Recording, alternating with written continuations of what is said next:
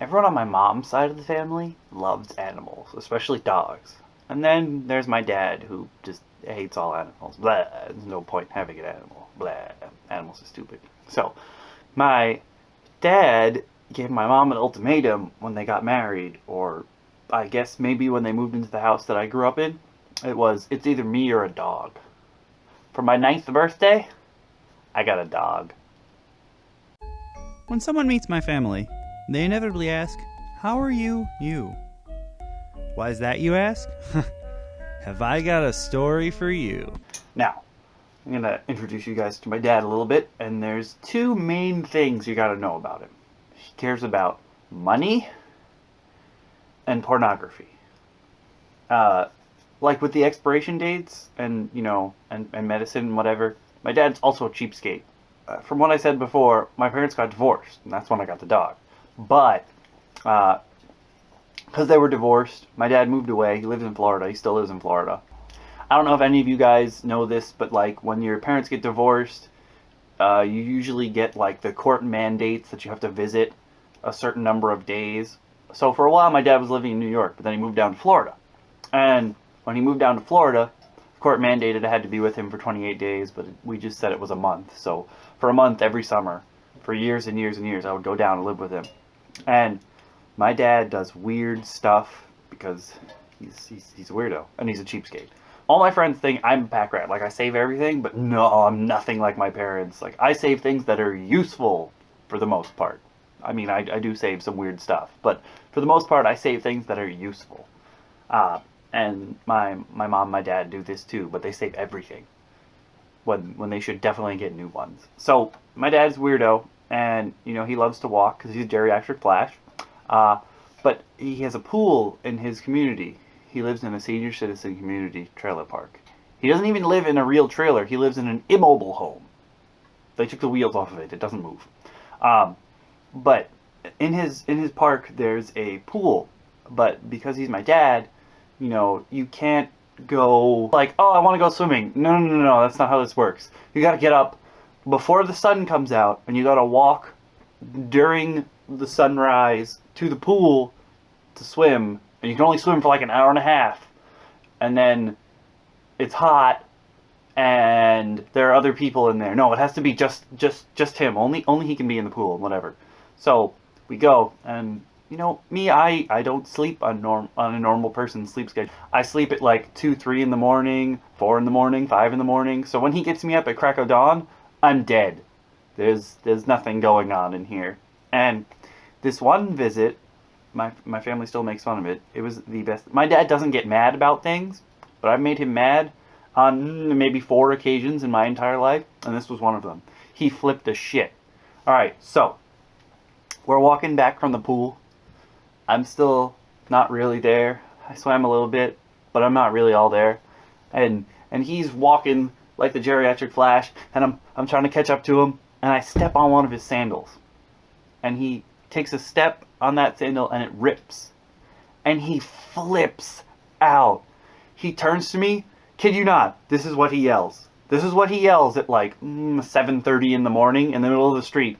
He turns around to me and he goes, he's like panting with rage, and he goes, I've had these shoes for 50 years! You come for a week and you break them! And he wouldn't talk to me for like the whole rest of the day because I broke his 50-year-old sandals. This is a true story. I'm not making that up. This is something that actually happened to me. So, let's get back to my dad's cares, the money and the pornography. He will do anything to save a buck. I'm talking anything. Alright, when I was little, this is just a small smattering of the things that he would make me do to save a buck. We go to McDonald's. You know how McDonald's has those 99-cent ice cream cones that are like this big? And they have like a dollop of ice cream on them? Well, instead of paying the 99 cents, he would make me go into the playroom of our local McDonald's and put all the balls back that kids had knocked out of the ball pit, put them all back, and then he'd take me up to the counter, and he'd be like, hey, my son cleaned up your ball pits. You better give him something. Like, a 99-cent cone? Come on now. And it wasn't like he did that once or twice. No, that was a thing. Like, if you want a dessert at McDonald's, you were going to put those balls back in the pit. I mean, I guess he was instilling values, but really, no, he was just being a cheapskate. Like, the ultimate cheapskate. And we had to do a lot of walking to earn things. He would trick me into walking places, because he can't drive, so we have to walk everywhere. And the bus costs money, even though for a really long time in my childhood, I remember he had one of those books that you get. He had one of those books that had the mascot of the bus company on it, and you could give it to the bus driver and it would give you a free ride. And he had like hundreds and hundreds of those books. I don't know where he got them, but he got them.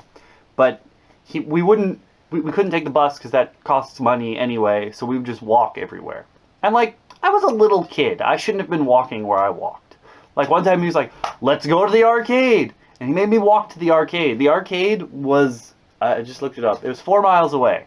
Now, when you're like 10, 4 miles is a long walk. You have to like go down the highway and shit. My mom still freaks out about that. She was like, he's trying to kill you! But, I mean, 4 miles there and 4 miles back, that's a long walk. And pretty much all throughout my childhood and into my teen years, he was, you know, trying to kill me by making me walk places. We had to walk. One time he was like, if you walk with me to the store, when we were down in Florida, if you walk with me to the store, I'll get you a toy. And I was like, whatever. And we get there. He literally bought me a 99-cent toy. Like, it was one of those small Lego sets that had like 6 pieces. That's what he got me. I had to walk 4 miles there and 4 miles back. And it's just like, I don't want to walk. And sometimes, like, because he's cheap, we would go to the VFW, which is across the street from his trailer park, Veterans of Foreign Wars place. And if you're a veteran, on Sunday, you can get, like, pretty much all you can eat for, like, $5. Or something like that. I don't remember the thing. I wasn't paying attention much. But, because it was freaking crack of dawn, waking me up to eat. I don't do well. I'm not a morning person. If you haven't guessed that already, I don't know where you are, but I'm not a morning person. So we eat all you can eat, and then he wants me to walk like 6 miles to get like groceries and shit. And we go there, and I don't know if any of you have ever tried to walk long distances right after you've eaten, but it's a very unpleasant experience. And by like mile 3, I'm ready to puke. And he was so mad at me that day because he had to call someone for help. Because I couldn't walk anymore. No, I was about to spew everything that I had eaten. And I just looked up at him. I remember we were sitting in front of a bank, and I was like on the sidewalk with my head down, trying not to puke everywhere, and I was rocking back and forth, and I was like, you gave me the biggest breakfast. The biggest breakfast I have ever eaten in my life, and then you expect me to then you expect me to walk? What kind of person are you? And it was just, it was a fun day all around. Yeah. So his other interest is pornography, or I guess just boobies, I don't know. But he's the kind of person that keeps their porno collection, and like, I mean like VHS tapes, because he's old. He keeps his porno collection in the living room. Like, my little cousins were coming to visit one time, and my uncle called him and was like, can you put your stuff away? Like, in the living room? Can you put that away, please? He was like, no, it's where I keep it. It's my collection. And we were like, ugh, ugh. And, you know, one time, he's got a lot of nude aerobics DVDs. No, VHS tapes. And one time I was like, there's a lot of them. I should just watch one of these. They're really boring. I thought that there would be something sexy in it. No, it's literally just people doing aerobics naked. Like, oh, that's cool. And I don't know if this is true or not, but I've heard that once he got married to my mom, his mother bought him a subscription to Playboy.